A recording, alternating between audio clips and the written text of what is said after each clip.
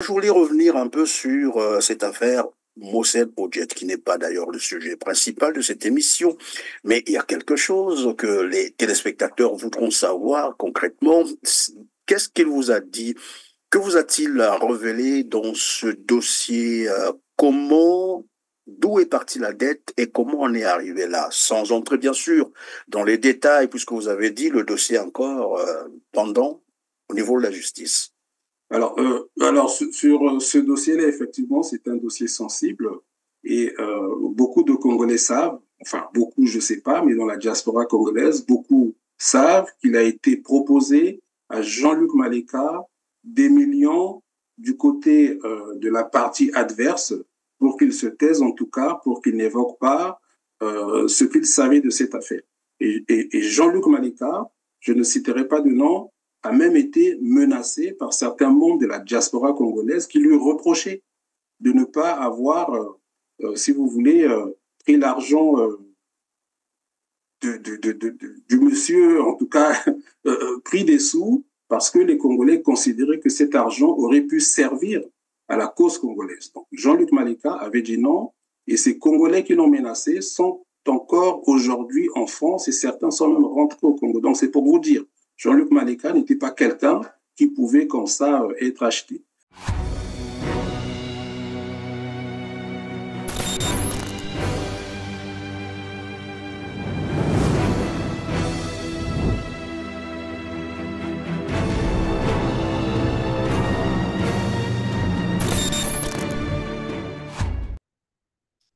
Heureux de vous savoir, fidèle à TELAR TV7, mesdames, messieurs, bonjour et merci de suivre ce numéro de Droit de savoir consacré à la mémoire du docteur Jean-Luc Maleka, ancien ministre congolais de l'économie et des finances, décédé le 15 avril dernier à Nice, en France. Je suis en compagnie de Mingwa Biango pour évoquer l'homme, son parcours aussi bien politique que professionnel, ainsi que les valeurs qu'il incarnait. Bonjour Mingwa Biango et c'est un réel plaisir de vous avoir encore sur R7. Bonjour à vous, monsieur Christian Perrin. C'est également pour moi, malgré le temps qui est grave, suite au décès du ministre Maleka, d'être avec vous et de partager ce moment où nous allons parler de cet illustre patriote congolais. Merci de votre disponibilité pour le témoignage que vous allez nous apporter sur le docteur Jean-Luc Maleka. Fondateur et administrateur du site d'information congoliberty.com, vous êtes aussi président exécutif de l'ONG Urgence Enfants Africains. Vous publiez sur votre site un article dédié à Jean-Luc Maleka, article intitulé Itinéraire d'un patriote intègre et travailleur. Des qualificatifs qui pourraient en dire long sur la personne et tout à l'heure vous allez nous expliquer comment. Nous allons par contre faire fi de son cursus scolaire, mais en rappelant tout de même qu'il était docteur en sciences économiques, doctorat obtenu en France. Il va ensuite s'inscrire en parallèle à l'Institut d'études commerciales de Grenoble et à l'École nationale des impôts de Clermont-Ferrand, dont il a été diplômé. Alors, commençons par l'intégrité de l'homme. Son honnêteté, sa probité morale. Vous parlez d'un homme intègre. Tout à fait. Alors, le ministre Jean-Luc Maleka, vous allez m'excuser de parler de lui au présent, était quelqu'un que je portais beaucoup pour vous dire. Je l'appelais Tonton, je l'appelais parfois le Monjombo, nom de son ethnie, et il m'appelait Fiston. Donc, c'est un illustre personnage de la République aujourd'hui qui s'éteint. Malheureusement, on s'attendait un tout petit peu à ce qu'il nous quitte parce qu'il a beaucoup souffert. Mais en tout cas, aujourd'hui, on peut d'emblée dire que c'est une grande perte pour le Congo. En ce qui concerne l'homme, effectivement, il a été proche de tout le monde. Quand je dis proche de tout le monde, Jean-Luc Maleka n'était pas un homme politique comme tous les autres. C'était plutôt un gestionnaire de la cité qu'on peut aujourd'hui confondre, en tout cas appeler comme homme politique, mais ce n'en était pas un en fait.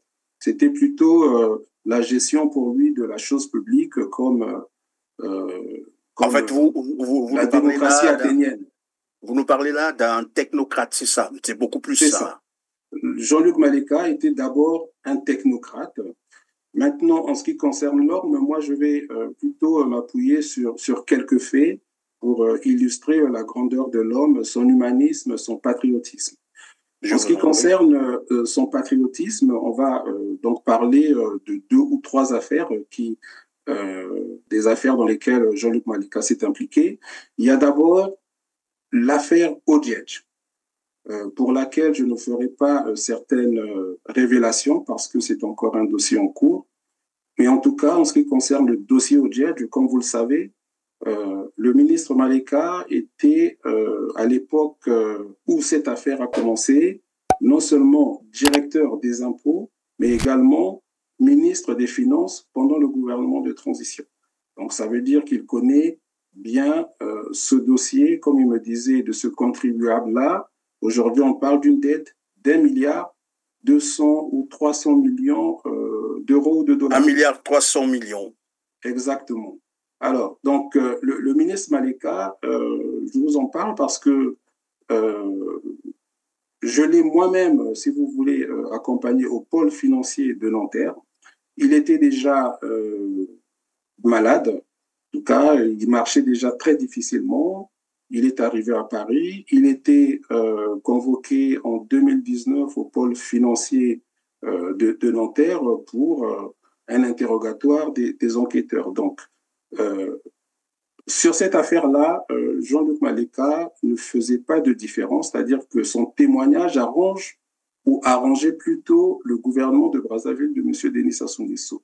Mais me disait-il, on ne peut pas, parce qu'on condamne la gestion chaotique de M. Denis Sassou Nguesso, encourager que le peuple congolais se fasse spolier parce que cette dette indigne ou ignoble ou falsifiée aura des retombées sur les générations futures, en tout cas sur la jeunesse. Donc, En fait, voilà vous un êtes en train exemple. de nous dire que c'est quelqu'un qui savait faire la différence entre l'homme et la nation. Tout à fait. Et c'est ce qui l'a emmené à témoigner sur ce qu'il savait sur ce dossier-là. Et mieux, comme vous le savez, le ministre Maleka donc, a été un grand commis de l'État. Il n'a jamais touché un centime de sa retraite, en tout cas de ce que le Congo lui doit, euh, pour des raisons qu'il ne comprenait pas lui-même, en tout cas, il n'a jamais touché un centime de sa pension. Mais malgré ça, pratiquement au soir de sa vie, il y a le cabinet américain qui était mandaté sur l'affaire Odiedge par le gouvernement de M. Denis Sassou Nguesso, qui est allé le voir à Nice et il a également témoigné, il a été enregistré au fin de l'enquête. Donc c'est pour vous dire, il aurait pu, parce que sa vie a quand même été assez difficile, dire que je n'ai pas de retraite du Congo et point besoin d'aider ce gouvernement-là pour qu'il, si vous voulez, annule la dette, en tout cas, qu'il donne des éléments qui permettraient au Congo de contrer au jet. Donc voilà l'homme, c'est pour vous montrer sur cet exemple précis, sans entrer dans les détails de cette affaire, que c'était vraiment quelqu'un qui savait faire la différence entre les ennemis du Congo, les adversaires du Congo et les rivalités politiques ou politiciennes congolaises. Est-ce que vous êtes en train de nous dire là que c'est le côté religieux qui a beaucoup joué aussi en lui, c'est ça? Parce que c'est ce que j'ai cru comprendre, qu'il était aussi un fervent croyant. Alors, sur ce volet-là, effectivement, je pense que Jean-Luc Maleka, c'est pas seulement ce côté croyant, c'était un fervent croyant de par sa mère qui a été donc Firmin Maleka, qui est décédée à 76 ans et qui a été la première femme africaine à créer une fraternité catholique en Afrique. C'était la fraternité de Saint-Joseph. Mais Jean-Luc Maleka, comme tous les Congolais, parce qu'aujourd'hui, bon, on voit avec la gouvernance du pays, on pense que nos compatriotes du Nord sont peut-être moins éduqués que ceux du Sud qui n'ont pas de valeur, ce qui est faux. Jean-Luc Maleka a d'abord reçu une éducation de ses parents avant de devenir chrétien. Donc, c'est d'abord son éducation, son parcours professionnel et scolaire, et puis ensuite sa vie politique qui a été effectivement sous-tendue par ses croyances religieuses. Mais Jean-Luc Maleka, pour vous dire, son désintéressement de,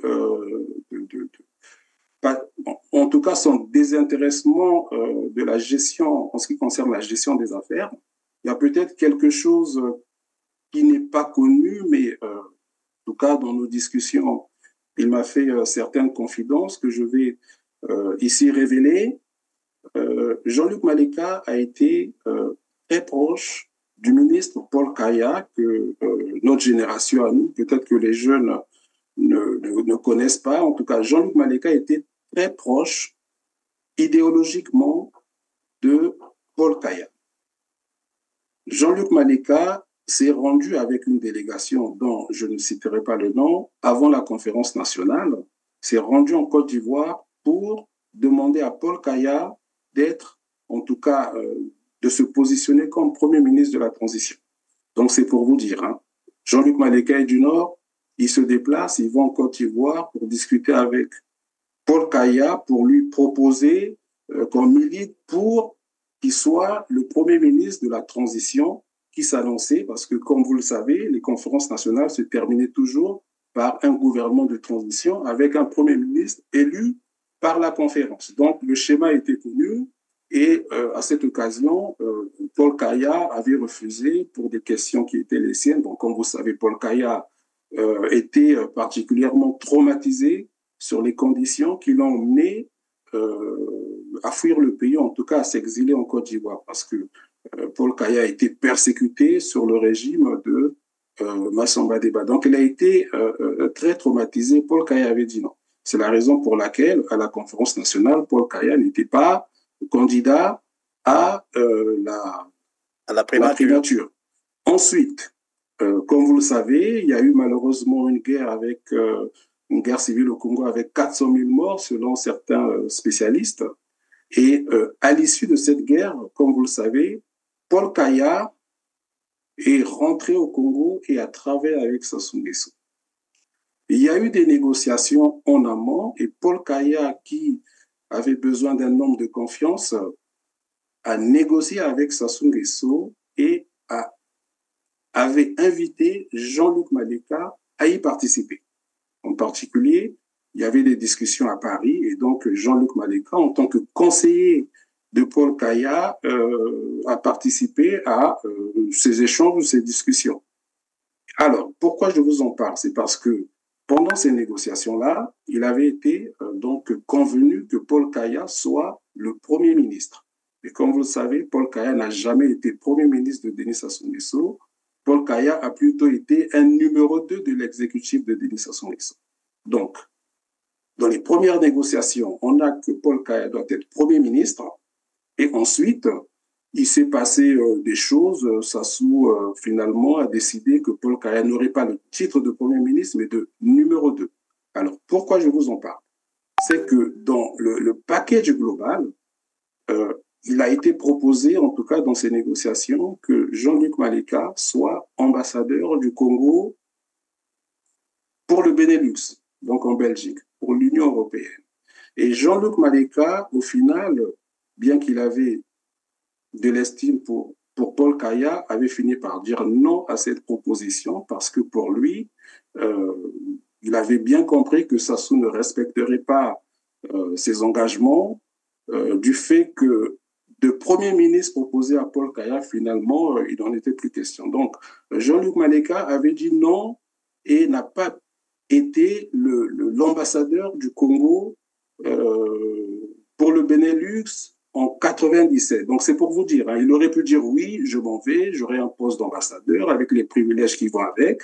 Il avait dit non. Donc, voilà, si vous voulez, un autre aspect de la personnalité de Jean-Luc Maleka qui n'était pas attaché aux privilèges et Dieu seul sait, parce qu'on parle de la mort de Jean-Luc Maleka en France, mais ce que les Congolais doivent savoir, c'est que c'est quelqu'un qui n'était pas propriétaire en France. Il a quand même été directeur des impôts au Congo et avec l'actualité récente, vous savez qu'il y a un directeur des impôts qui s'est retrouvé en prison et c'était même sujet de moquerie pour lui par certaines personnes du fait qu'il est en France et qu'il vit dans un logement social. Hein, ce n'est pas là salir sa mémoire, mais c'est pour vous dire Oui, qu'il a été... évidemment. Donc, vous nous parlez là de la probité morale, patriote, technocrate, vous avez dit, et un homme de caractère, finalement, une fois qu'il a négocié avec quelqu'un, si le partenaire ne respecte pas les négociations ou les promesses, hein, il est capable, évidemment, de décliner un certain nombre de choses. Mais moi, je voulais revenir un peu sur cette affaire Mohsen Odjet, qui n'est pas d'ailleurs le sujet principal de cette émission, mais il y a quelque chose que les téléspectateurs voudront savoir concrètement. Qu'est-ce qu'il vous a dit? Que vous a-t-il révélé dans ce dossier? Comment, d'où est partie la dette et comment on est arrivé là? Sans entrer bien sûr dans les détails, puisque vous avez dit le dossier encore pendant au niveau de la justice.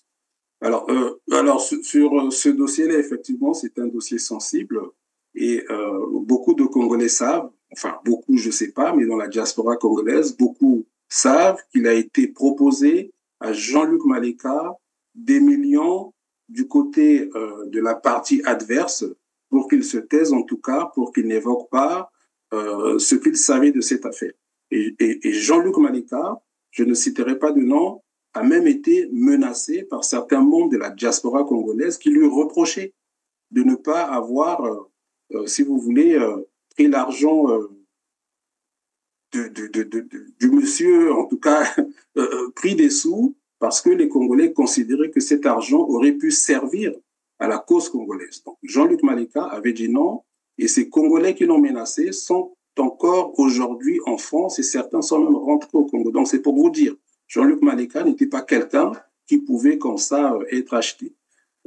Donc, en ce qui concerne l'affaire Odjet, on va rester sur les généralités qui sont connues. Il avait même accordé une interview à Congo Liberty où Jean-Luc Maleka expliquait succinctement avec ses mots que cette dette a été fabriquée par M. Denis Sassou Nguesso qui se savait partant. Donc, juste avant, la conférence nationale a été reconnue une dette de Mohsen Odjet.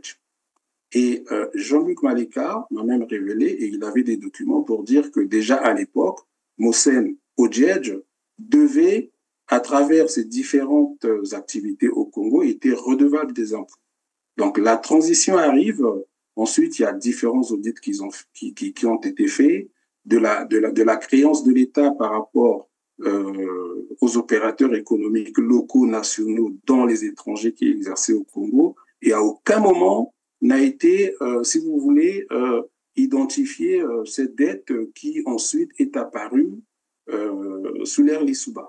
Alors, quand on parle de l'ère Lissouba, c'est vrai qu'il y a des lissoubistes qui s'insurgent en disant oui, mais c'est pas possible. En tout cas, ce qui s'est passé, selon Jean-Luc Maleka, qui a fait une passation de service avec le ministre de l'économie et des finances de Pascal Lissouba, qui était Clément Mwamba, pendant la passation de service, a été évoquée la dette, la transmission des dossiers a été faite et à aucun moment il y avait le dossier Mohsen Odjet.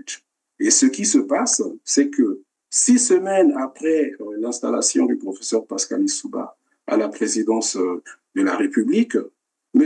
Clément Mwamba a reconnu la dette. Donc, ce n'est pas Pascal Lissouba en tant que tel qui reconnaît la dette. Mais ce qu'il faut savoir, c'est que Clément Mwamba était déjà, paix à son âme, dans les magouilles de M. Denis Sassou Nguesso. Il a été conseiller de M. Denis Sassou Nguesso sous Sassou I. Il était directeur de la BCC à l'époque, la Banque commerciale congolaise. Donc, c'était le principal conseil économique de M. Denis Sassou Nguesso. En passant, c'était un banquier. Donc, Monsieur Mwamba était déjà un proche de Monsieur Denis Sassou Nguesso et c'est lui qui a reconnu cette dette. C'est lui qui a reconnu cette dette. J'ai même envie de dire aux dépens de Monsieur Lissouba qui s'est installé et qui n'avait peut-être pas cette information. Donc c'est parti de là. Et ensuite, il y a eu une inflation lorsque Sassou II arrive parce que ensuite le ministre Mungunga refuse. Lorsqu'on lui présente le dossier, le ministre Mungunga refuse de payer cette dette. Et moi, je peux vous dire, personnellement, sous Pascal Lissouba, la première fois que j'ai vu Mohsen Odjet, c'était à Anguien-les-Bains.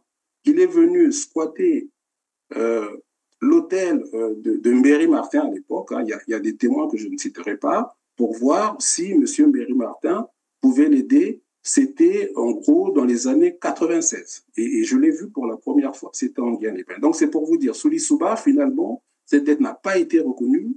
Et c'est lorsque M. Denis Sassou Nguesso arrive qu'il voit ensuite comme un boomerang cette dette, parce que M. Odjet finalement est fait là, il a demandé à l'État congolais de payer cette dette. Donc, M. Denis Sassou Nguesso fabrique une dette qui aujourd'hui lui revient comme un boomerang. Et donc, voilà le souci maintenant. Cette dette qui était au début une dette en francs CFA a été, si vous voulez, convertie en dollars par le secrétaire général de M. Denis Sassou Nguesso qui nous a quittés. Je crois que c'est Longonda, en tout cas, j'oublie son nom. Donc, il y a eu comme ça des magouilles. On a transformé cette dette en francs CFA. En fait, voilà. Donc, si j'ai bien compris, Mingwa, c'est une dette, en fait, on prendrait l'image d'une patate chaude que Denis Sassou Nguesso a voulu faire tenir à Pascal Lissouba et qui, malheureusement, est venu encore retrouver sa dette parce qu'il croyait que... Oui. Tout à fait. Monsieur Odjedj, finalement, a été plus rusé que Monsieur Denis Sassou Nguesso et aujourd'hui, amis qu'ils étaient, Monsieur Odjedj a plutôt mis de son côté des avocats qui aujourd'hui dament le pion à la République du Congo. Donc, si vous voulez, ce qui est dommage, c'est que cette dette, finalement, va être, puisqu'elle est reconnue dans les tribunaux internationaux, ça va être une dette que les futurs dirigeants du Congo auront à gérer. Et donc, le ministre Maleka était quelqu'un qui connaissait bien ce dossier. Et pour vous dire, il y a un autre dossier également. La réputation d'expert en économie du ministre Maleka était reconnue dans plusieurs pays, pour ne pas dire à travers le monde. Il y a aujourd'hui un dossier, en tout cas l'actualité d'un appartement de Claudia Sassou dans la Trump Tower à New York. Mais pour ceux qui suivent ces dossiers, il faut savoir que quand on lit en tout cas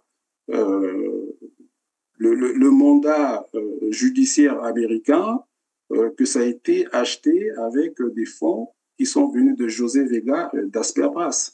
Et pourquoi je vous en parle, c'est parce que... c'est le monsieur qui devrait s'occuper du projet Eau pour tous, c'est ça? C'est ça, c'est ça. C'est-à-dire que on est parti d'un préfinancement de Gunvor, le Suisse, et il y a eu une enquête en Suisse. Suite à cette enquête, les autorités judiciaires helvétiques ont déclenché une commission rogatoire. C'est-à-dire que dans cette commission rogatoire, c'est quoi? C'est de demander à toute personne qui ont des informations sur cette affaire de se rapprocher des autorités judiciaires helvétiques. Et le Portugal, puisqu'il y avait des ramifications sur l'affaire Asperbras, le Portugal, c'était, en tout cas les autorités judiciaires portugaises s'étaient rapprochées de la procédure helvétique et c'est le juge portugais qui a demandé comme expert dans ce dossier le ministre Maleka. Le ministre Maleka était en 2019, nous l'avons accompagné à Lisbonne. Hein, le ministre Maleka donc était expert dans ce dossier également à la demande d'un juge d'instruction criminelle, Carlos Alexandre, et Jean-Luc Maleka s'y est rendu en janvier 2021, on l'a accompagné là-bas. Donc, voilà un peu, si vous voulez, Maleka. Oui, tout à fait. Merci Mingwa Biango. Vous avez amorcé donc le côté économique, en fait, la probité morale qui continue, puisque là, vous venez de nous parler de l'affaire Odjedj, où finalement, Jean-Luc Maleka pouvait faire comme les autres au Congo-Brazzaville, se laisser corrompre, puisque c'est des millions qu'on lui avait proposés. Mais il a dit non, donc on peut aussi comprendre que c'est quelqu'un qui n'était pas du tout corruptible. Et aujourd'hui, le Congo, par la faute bien sûr de Denis Sassou Nguesso, traîne une autre dette, c'est quand même beaucoup d'argent, c'est 1,3 milliard d'euros qu'il faut payer. Je crois que dernièrement, le recours que Denis Sassou Nguesso avait fait avait été rejeté, donc le Congo doit s'attendre à payer aussi milliard 300 millions. Et comme vous l'avez dit, finalement, c'est les générations futures qui viendront payer cela. Mais alors, en parlant, puisque vous avez déjà amorcé son activité économique, je vais vous proposer de suivre un extrait d'une interview que vous avez d'ailleurs réalisée. Nous avons pris un extrait où il parle de la dette congolaise. Et on reviendra sur le plateau pour le commentaire suivant. Si vous ne m'avez pas écouté ces dernières années, ça ne veut pas dire que j'avais les bras croisés. Nous avons fait des choses, notamment dans le domaine juridique et judiciaire, et qui vont porter des fruits. Et en portant des fruits, notamment dans le domaine de l'endettement, nous savons qu'aujourd'hui, c'est un vrai débat qui aurait dû animer les élections présidentielles. Comment voulez-vous qu'en 2010, le taux d'endettement était de 20% à peine, et que maintenant, nous sommes à plus de 120%. Qu'est-ce qui s'est passé? Est lié à cette corruption généralisée. Je sais de quoi je parle, puisque finalement, j'ai travaillé au ministère des Finances et je connais bien des dossiers où il y a eu des dettes qui n'ont pas leur raison d'être. Le Congo peut se relever sans l'aide du Fonds monétaire international. Prenons un cas que tout le monde connaît.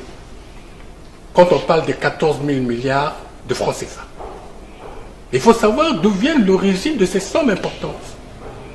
Au moment où, à partir de 2010, il y a eu des excédents budgétaires importants. Toutes ces années, 2010, 2011, 2012, 2013, on avait demandé à ce que ces excédents budgétaires soient placés au trésor public. Il y a eu des excédents. Par exemple, rien qu'en 2 ans, il y a eu plus de 4 300 milliards. Et au début, on a placé une partie à la Banque centrale la première année, une autre au trésor public. La deuxième année, un peu plus au trésor, et la troisième année, quasiment tout au trésor, et les autres années ultérieures dans des banques étrangères. Là, je le dis parce que j'ai consulté non seulement les lois de finances, mais surtout ce qu'on appelle les lois de règlement. Les lois de règlement nous montrent l'exécution budgétaire. Et là, je l'ai consulté sur des documents congolais. Rien qu'à partir de là, vous vous dites, mais il y a quelque chose qui cloche. Comme il y a quelque chose qui cloche, donc il faut approfondir. Aucun débat. Et là, c'est également un de nos mots. Nous ne nous intéressons pas aux problèmes économiques, souvent. Nous nous intéressons beaucoup plus à la politique. Or, quand on voit le Congo tel qu'il est venu depuis des années et des années, si on regarde bien l'économie de notre pays, quand nous avons démarré l'indépendance, le Congo était un des pays qui étaient les mieux nantis dans toute l'Afrique, que ce soit en matière d'éducation, que ce soit en matière de santé, que ce soit dans toutes les matières. Comment nous nous sommes effondrés, comment à un moment donné nous avions beaucoup d'argent et que maintenant il n'y ait plus rien, que tout le monde devienne malheureux. Il faut approfondir. C'est pour ça que par rapport au Fonds monétaire, je suis persuadé que l'essentiel aujourd'hui, ce sera, j'ai une idée à peu près sur les travaux de recoupement, sur l'évaporation qui a pu se faire. Alors voilà, le Congo-Brazzaville, disait-il, peut se passer du Fonds monétaire international. Et d'ailleurs, il s'étonnait, il ne comprenait pas comment expliquer qu'en 2010, le Congo était à 20% de sa dette extérieure, sans compter bien sûr l'annulation quasi totale de sa dette par les institutions de Bretton Woods, et que 8 ans après, le Congo s'est retrouvé avec une dette extérieure de plus de 100% de son PIB. Alors, vous évoquez donc dans votre article toujours une orthodoxie financière qu'incarnait l'homme dans le gouvernement de transition d'André Milongo. Vous m'excuserez, hein, je ne suis pas un expert en économie, mais c'est vrai que non, au moins dans vos échanges, ce qu'il a Jean-Luc dû Maleka, effectivement, me parlait beaucoup de ces dossiers sensibles qu'il décortiquait, si vous voulez. En tout cas, ce dont je peux vous parler, c'est les solutions qu'il préconisait pour le Congo. Pour les 14 000 milliards, effectivement, je pense que dans cette interview, il n'est peut-être pas parti trop loin. mais pour lui, les 14 000 milliards n'ont jamais été déposés dans un compte, en fait. C'est à partir de différents documents et de ces réseaux au Congo qu'il a défini comment a été dilapidé tous ces fonds-là. Mais en tout cas, en ce qui concerne les solutions qu'il préconisait, effectivement, il disait que le Congo n'avait pas besoin de plan de sauvetage ni du FMI ni de la Banque mondiale. Mais ça, c'était, si vous voulez, ce qu'il intégrait dans sa vision politique, c'est-à-dire qu'il préconisait une transition politique et pacifique. Et c'est l'un des héritages du ministre Maleka, une transition politique et pacifique qu'il entendait un peu à l'image de ce qui s'était passé en 91, mais il préconisait une transition beaucoup plus longue, c'est-à-dire 5 ans, sur la base consensuelle de toutes les forces vives du pays, sans chasse à la sorcière. Sans chasse à la sorcière, c'est vrai que c'est difficile à entendre, mais il savait que si la transition de M. André Milongo avait réussi, parce qu'elle avait réussi, c'est parce qu'il y avait un consensus politique. C'est-à-dire que demain, le Congo, pour le reconstruire, vous aurez différentes revendications, ce qui ne s'est pas fait pendant la transition d'André Milongo parce que les gens savaient qu'il fallait redresser le pays. Donc ça, c'était sur la vision politique. Il faut un consensus. Ensuite, il disait effectivement, pour revenir à ce que vous dites, que le Congo n'avait pas besoin de s'endetter de nouveau. Avec les recettes fiscales du Congo, on pouvait déjà payer les salaires, mais aussi il fallait faire un audit pétrolier, un audit de la dette congolaise. Comme vous savez aujourd'hui, le plus grand créancier du Congo, c'est la Chine. Et sans rentrer, si vous voulez, dans des explications techniques que moi-même je ne maîtrise pas beaucoup, ce que je peux vous dire, c'est que pour Jean-Luc Maleka, on pouvait avec les Chinois discuter en s'appuyant sur les barils de pétrole, parce que tout ça a été financé en gageant le pétrole congolais. Mais pour Jean-Luc Maleka,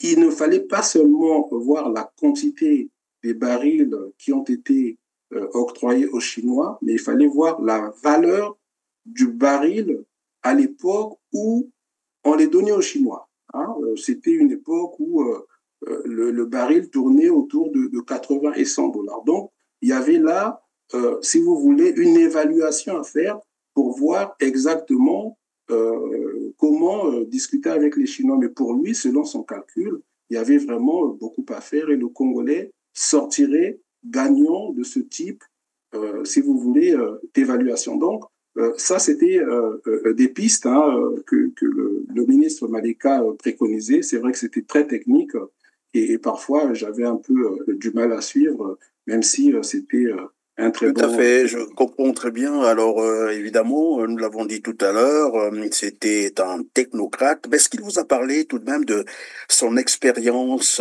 au ministère de l'économie et des finances? Comment est-ce qu'ils ont fait pour ne pas avoir les gros soucis d'argent lorsqu'on sait que le compte Denis Sassou Nguesso part après la conférence nationale, les caisses sont vides, le Congo est endetté, ils viennent trouver quand même une situation financière catastrophique, mais pourtant, ils ont pu tenir la transition sans problème.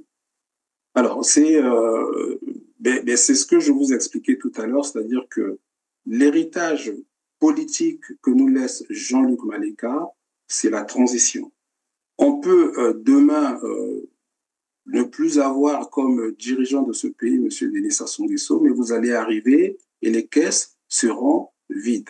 Donc il faut, pour demain, pour les patriotes congolais, un consensus politique. Sans consensus politique, on n'avancera pas. Et c'est ce que je rappelais. Sous la transition d'André Milongo, tout le monde savait que ce n'est pas André Milongo qui avait détourné les fonds. Donc les gens avaient de l'espoir qu'un technocrate comme André Milongo remette le pays sur les rails. Comme aimait le rappeler Jean-Luc Maleka, il disait que le pays a déraillé. Alors, ce qu'il faut aussi que les Congolais sachent, c'est que Jean-Luc Maleka a été le seul ministre qui, du début du gouvernement de la transition jusqu'à la fin, comme André Milongo a été dans le gouvernement. Il a commencé comme secrétaire d'État au budget. Ensuite, il a fini ministre de l'économie et des finances en remplacement du doyen Babakas. Donc, voilà pour vous dire, André Milongo l'a gardé du début à la fin parce que c'était quelqu'un d'honnête, c'était même quelqu'un qui a pris des risques lorsqu'il y a eu le coup d'État manqué du général Mokoko. Il s'est retrouvé avec André Milongo du côté du Djoué. De Mankundi, alors, on appelle ça. Voilà, c'est ça. Donc, Jean-Luc Maleka, ils n'ont pas fait de miracle pendant la transition. Il y avait des bons gestionnaires, il y avait un consensus politique et ce consensus politique allait des partisans de l'Issouba à ceux de Denis Sassou Nguesso et les choses se sont bien passées. Donc, il faut que les Congolais sachent que demain, pour le Congo, il faut de nouveau une transition consensuelle pour que notre pays se remette sur des bons rails. Et si demain, nous avons des patriotes, parce que Jean-Luc Maleka me disait, quand je lui parlais de lui, il me disait, mon petit fiston, ne sois pas inquiet, il y a encore des Congolais comme moi, c'était quelqu'un de très modeste, qui aujourd'hui, sans même au Congo, pourront demain relever la barre. Et c'est là où nous en arrivons également, je ne sais pas si on va en parler, sur le manque de patriotisme des dirigeants actuels qui sont en train de créer un précédent en cédant nos terres aux Rwandais, tout simplement. C'est-à-dire que les Congolais ne sont pas xénophobes.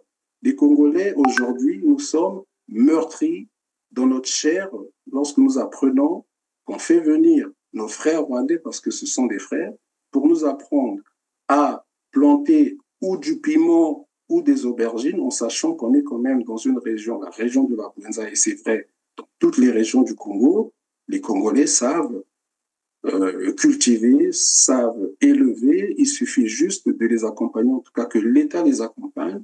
Et voilà aujourd'hui le manque de patriotisme qui emmène le Congo dans des conflits futurs avec un autre pays africain qui est le Rwanda. Et mais là encore, il faut dire que la superficie qui leur a été accordée est tellement énorme, c'est quand même 980 km², donc 3 fois la ville de Brazzaville, presque 4 fois, parce que finalement Brazzaville c'est 264 km², donc c'est 4 fois Brazzaville, c'est énorme, et où dans des zones réputées d'un sol fertile, c'est-à-dire là où nos mamans, nos papas cultivent, bon bref. Alors, donc tout à l'heure vous nous parliez d'un cadre, j'allais dire, un cadre intègre, qui s'en est allé, intègre, travailleur, voilà, technocrate, qui avait la culture, sinon j'allais dire la gestion financière, une gestion orthodoxe, parce que c'est ça qu'il faut retenir de lui, et qui pouvait encore servir le Congo jusqu'à un moment donné, pour moi, avant qu'il ne s'en aille, mais qui finalement s'est retrouvé à l'extérieur. Nos téléspectateurs souhaiteraient aussi savoir comment, pourquoi il s'est retrouvé à l'extérieur. Alors, ce qu'il faut savoir, c'est qu'aujourd'hui, pour les Congolais, on est caricaturalement dans un clivage nord-sud. Donc, si M. Jean-Luc Maleka, puisqu'il connaît bien M. Denis Sassou Nguesso, il a été son ministre des Finances, qu'on le veuille ou non, pendant la transition, il a été nommé aux impôts à l'époque par le gouvernement de M. Denis Sassou Nguesso sous Sassou 1. Donc, c'est quelqu'un, si vous voulez, non seulement qui connaît Denis Sassou Nguesso, mais qui connaît un peu tout le monde au Congo. Donc, il aurait pu faire comme d'autres, demander un poste, et puis il aurait eu ce poste. Sous le président Lissouba également, il n'a pas été utilisé. Comment pouvez-vous comprendre qu'un ancien directeur des impôts, que quelqu'un qui a participé au gouvernement de transition, qui a mené à bien la transition en tenant les cordons de la bourse, c'est le gouvernement de transition à travers Jean-Luc Maleka aux États-Unis par l'intermédiaire d'un assureur américain qui a fait faillite d'ailleurs depuis, qui avait trouvé l'argent pour organiser les élections. Donc, sous Pascal Lissouba, je vais vous dire qu'il n'a pas non plus été utilisé, et je vais vous dire pourquoi. Ça, c'est peut-être une autre confidence que je vais vous faire. Lorsque le président Pascal Lissouba arrive au pouvoir, le président Pascal Lissouba, avec ses bonnes intentions, a consulté les dirigeants de la transition. Donc, il les a reçus différemment, dont Jean-Luc Maleka, qui, à l'époque, était, si vous voulez, qui avait été approché par Mireille Lissouba, qui était conseillère de son père. Et Mireille Lissouba a organisé une rencontre entre Pascal Lissouba, nouvellement élu, et Jean-Luc Maleka. Parce que Pascal Lissouba, qui était assez impressionné par Jean-Luc Maleka, voulait l'utiliser, en tout cas travailler avec lui. Et donc, il y avait comme intermédiaire Mireille Lissouba, qui est d'ailleurs encore en vie, elle pourra le témoigner. Et donc, j'ai pas envie de dire les négociations, mais les échanges étaient vraiment très avancés. Et il s'est passé ensuite que Jean-Luc Maleka n'a pas été nommé à quelque poste que ce soit, ni dans l'administration, parce que les faucons qui entouraient Pascal Lissouba, et il faut le dire, voyaient d'un très mauvais œil qu'un bon gestionnaire comme Jean-Luc Maleka soit nommé ou travaille avec le président Lissouba. Donc Mireille Lissouba est encore en vie, elle peut le témoigner, et c'est pour vous dire que le professeur Lissouba, on ne fait pas ici, si vous voulez, son bilan, mais quelque part a également été mal conseillé par des faucons qui voulaient à tout prix installer les leurs.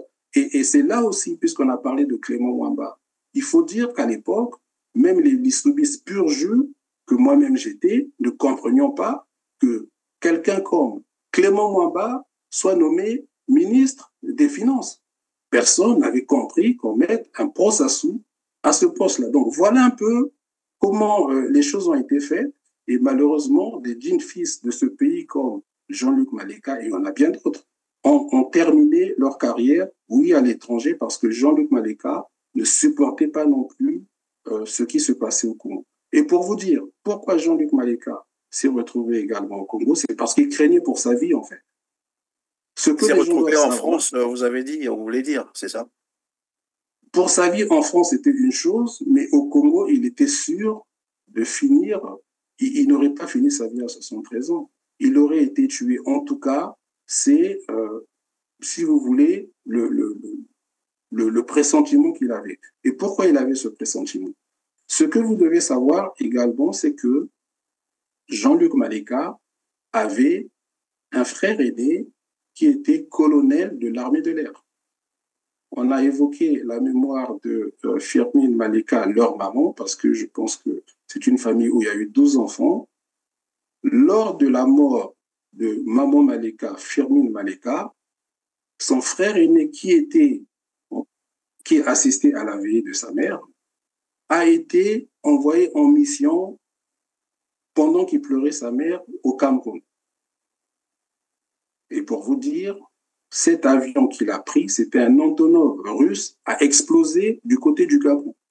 Donc le jour où on enterre la maman des Maleka, on enterre également le colonel Maleka qui était un proche du général Mokoko. Ensuite, ce qu'il faut savoir également, c'est que Jean-Luc Maleka avait une de ses sœurs qui était cadre dans la société Chevron aux États-Unis. Elle était aux États-Unis où elle a passé 6 ans. Et ce qu'il faut savoir, c'est que lorsque M. Denis Sassou Nguesso a envoyé son fils, dont je ne citerai pas le nom, mais que les Congolais pourront imaginer, oui. Quand il est allé en formation aux États-Unis, entre autres, il était chez Chevron, à San Francisco. Il a travaillé, il a été, si vous voulez, il avait pas marraine, mais maître de stage, la fille Maleka, donc la sœur de Jean-Luc Maleka. Il rentre au Congo, il demande à son père de faire venir impérativement la fille Maleka au Congo. Finalement, le Congo a fait revenir, a demandé à Chevron d'affecter, en tout cas, la fille Maleka, en tout cas de la mettre à la disposition du Congo. Elle est rentrée et 6 mois après, elle est morte. 6 mois après, elle est morte. Donc, pour Jean-Luc Maleka, tout ça avait été fait à dessein pour commencer à liquider tous ses parents. Donc, Jean-Luc Maleka craignait pour sa vie. Je vous fais aujourd'hui, excusez-moi, des révélations, peut-être que certains savent, mais combien des Congolais ne le savent pas.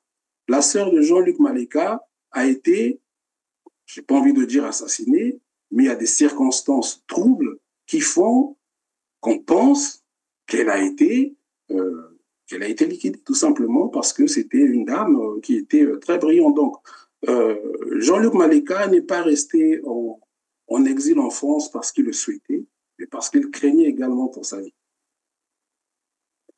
Merci, nous sommes presque à la fin de cette émission. Nous allons parler tout de même de son activité politique. Il était aussi engagé, s'il faut le dire, acteur de la transition pacifique au Congo-Brazzaville. C'est ce qu'il nous dit d'ailleurs dans cet extrait que je vais vous proposer de suivre. Et on revient sur le plateau pour que vous commentiez l'extrait. Suivez. J'ai été un acteur de la conférence nationale souveraine, puis j'ai participé à la transition démocratique 1991-1992 dans le gouvernement de André Milongo. Au Congo également, j'ai eu à travailler en tant que vacataire à l'université Mariangouabi et à l'École nationale de l'administration et des entreprises.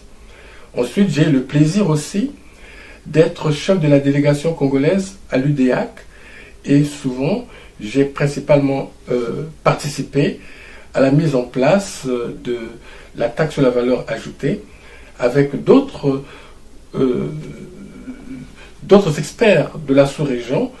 Pourquoi je rejoins le projet de la transition démocratique et pacifique? Bien voilà, alors la transition pacifique au Congo-Brazzaville, que faut-il comprendre par là? Alors aujourd'hui, si vous voulez, les djinns-fils de ce pays pensent qu'il faut, comme moi d'ailleurs, une transition politique, pacifique et démocratique au Congo. Bon, après, chacun y va de sa réflexion, hein, mais vous avez une partie de gens qui pensent qu'il faut qu'on ait une transition à l'image de ce qui s'est passé au Congo, c'est-à-dire organiser des élections, ce que Jean-Luc Maleka et moi-même,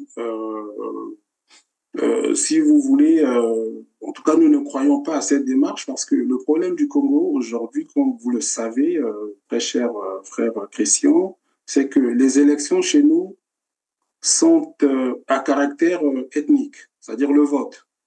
Aujourd'hui, dans le pool, on va voter Kolela, sans qu'on ne sache quel programme il a.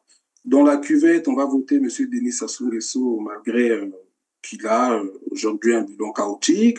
Dans les pays du Grand Niari, on va voter Lissouba ou ceux qui aujourd'hui se réclament de Lissouba. Donc, si on va vers ce type de démocratie, avec Sassou Nguesso ou sans Denis Sassou Nguesso, on va repartir vers des affrontements parce que la contestation d'une élection, finalement, ça devient un affrontement entre différentes communautés. C'est-à-dire que des communautés, pourquoi? Parce que les partis politiques sont à caractère ethnique. Donc, la transition ne peut pas avoir que pour seul objectif l'organisation des élections. La transition doit repenser le Congo pour voir comment nous acheminer vers une gestion consensuelle de la chose publique en prenant les mesures nécessaires pour que la compétition électorale ne soit pas une compétition entre ethnies. C'est pour ça que, pour notre part, nous parlons du fédéralisme au Congo. Quand on parle du fédéralisme, c'est vraiment pour expliquer notre vision politique, mais ça doit être un fédéralisme qui obéit à la sociologie politique congolaise. Aujourd'hui, si on fait une démocratie dite libérale, hein, parce que chaque démocratie peut être qualifiée. Nous avons transposé dans notre pays, en 92, la Constitution française à la virgule près.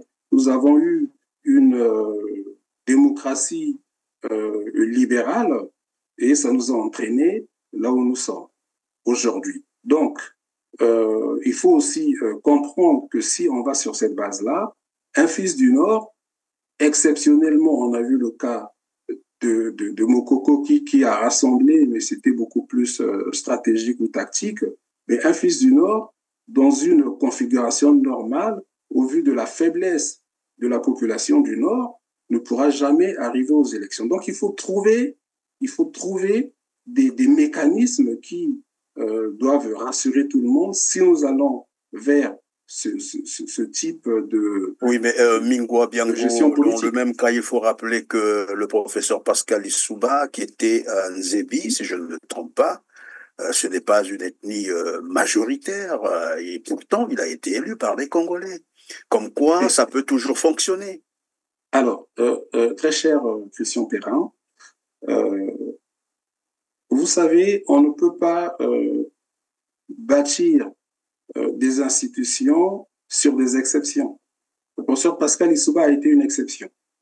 On peut également citer, dans une moindre mesure, Jean-Marie Michel Mokoko. Est-ce que vous en connaissez un autre, vous, au Congo, qui peut mobiliser comme Pascal Lissouba ou Jean-Marie Michel Mokoko?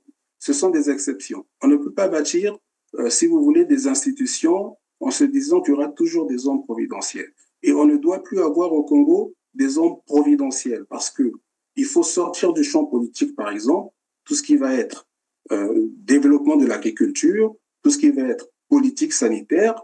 Monsieur Christian Perrin, excusez-moi, je ne vois pas pourquoi un candidat demain arriverait au Congo pour dire « moi, je vais construire des écoles, je vais construire des hôpitaux ». Non, aujourd'hui, tous les fondamentaux qui sous-tendent un pays sont par terre. Il faut laisser les techniciens de l'agriculture, de la santé, bâtir des programmes que les hommes politiques pourront ensuite appliquer. Donc, pour revenir à votre question, des hommes exceptionnels, Jean-Luc Maleka a été également un homme exceptionnel parce que quand on crée les Assises nationales du Congo, il est coordonnateur. Et là, je vous parle de la diaspora. Les divisions de la diaspora sont à l'image de celles qui sont au pays. Mais il y a eu un consensus autour de Jean-Luc Maleka. Mais on ne peut pas bâtir si vous voulez, des institutions sur des hommes exceptionnels. Il faut que demain, Christian Perrin ou voilà, d'autres comme moi, comme d'autres, puissent arriver aux affaires sans qu'on ne soit des hommes providentiels. Donc, il y a une véritable réflexion à avoir. Je pense que nous sommes des Congolais. Il y a eu des guerres civiles au Congo. Il faut qu'on en tire les conséquences. Il faut qu'on ait une gestion beaucoup plus décentralisée. Alors, la décentralisation, c'est vraiment un modèle français. Malheureusement, la majorité des cadres congolais ont été formatés par la France. Donc, quand on parle de déconcentration de pouvoir, ils vont vous parler de décentralisation, mais nous parlons de fédéralisme. Après, tout est dans le contenu que nous mettons. Il faut que les Congolais sachent que la France est une exception en Europe. C'est le seul pays qui a ce modèle démocratique. Et en France, on parle de monarchie républicaine. Pour prendre un exemple, et c'est pendant le Covid, nous qui vivons en France, qu'on a vu que le président de la République a trop de pouvoir dans ce pays. Comment pouvez-vous comprendre que pour la disposition des salles de classe dans le fin fond de la France, c'était au gouvernement de décider ce qu'il fallait faire à la place des maires? Donc, pour vous dire, mais c'est un modèle français qui a été mis en place suite à l'histoire de la France en particulier, suite à la 4e République, à la guerre d'Algérie, bref, on a transposé ça chez nous. Donc, ne sommes-nous pas capables de nous asseoir, de trouver le modèle de gouvernance qui convient à notre pays. Qui convient au Congo-Brazzaville. Voilà. En tout cas, merci. C'est sur ça que nous réfléchissons. Alors, est-ce que, évidemment, bon, déjà l'heure qui nous a été impartie, on me fait déjà signe à la régie que nous sommes à la fin. Mais est-ce qu'il avait, tout à l'heure, vous avez parlé des assises. C'était là son appareil politique et maintenant qu'il n'est plus là, que deviendra sa vision sur, bien sûr, Alors, la politique? les assises, non, ce n'était pas ni son appareil politique, c'était une fédération de, d'organes ou d'associations politiques. Mais aujourd'hui, ce que nous faisons là, à travers ce témoignage, c'est de transmettre aux générations futures des modèles d'éthique, de morale, enfin d'éthique, oui, de patriotisme et de bonne gestion.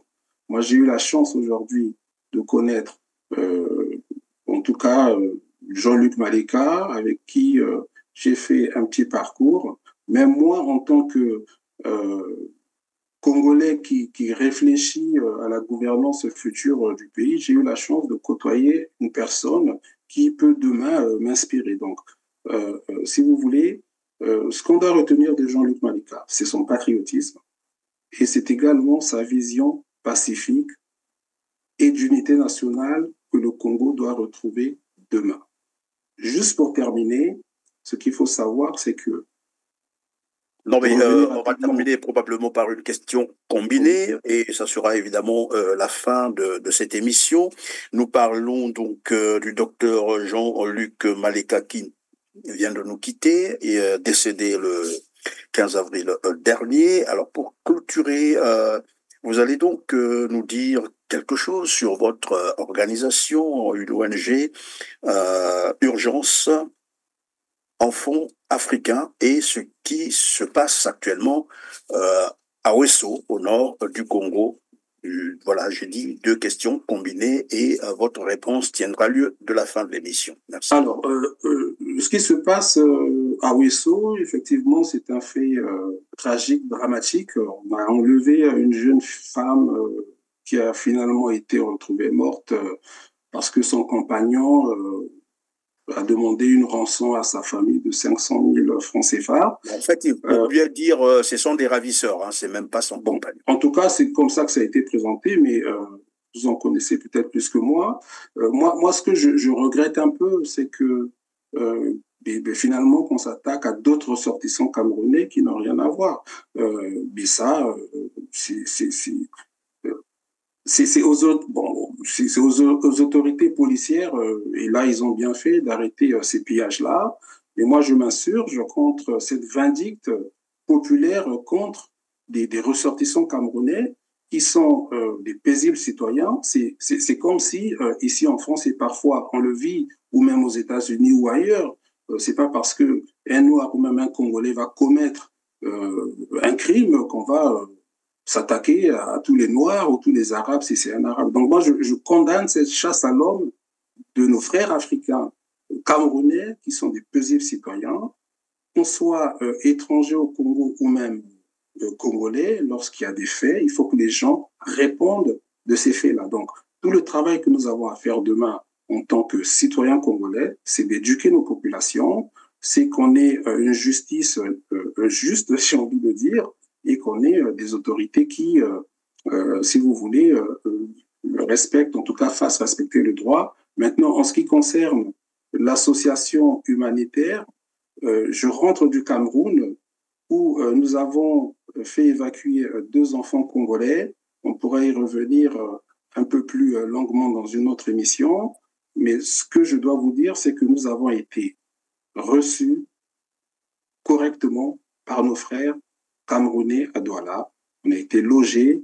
Là, je vous parle de moi, y compris des 2 familles congolaises. Et c'est l'association de Roger Mila et d'Antoine Bell qui ont payé le séjour et les billets aller-retour des familles congolaises. Je vais vous envoyer les éléments. Donc, c'est pour vous dire que un malfrat camerounais qui va faire n'importe quoi au Congo ne peut pas être, si vous voulez, confondu à tout ce que nos frères camerounais font de bon. En tout cas, merci Mingwa Biango d'avoir été avec nous, malgré bien sûr vos occupations, et je le sens, vous devez vous occuper d'autre chose. Je rappelle simplement que vous êtes fondateur et administrateur du site d'information congoliberty.com.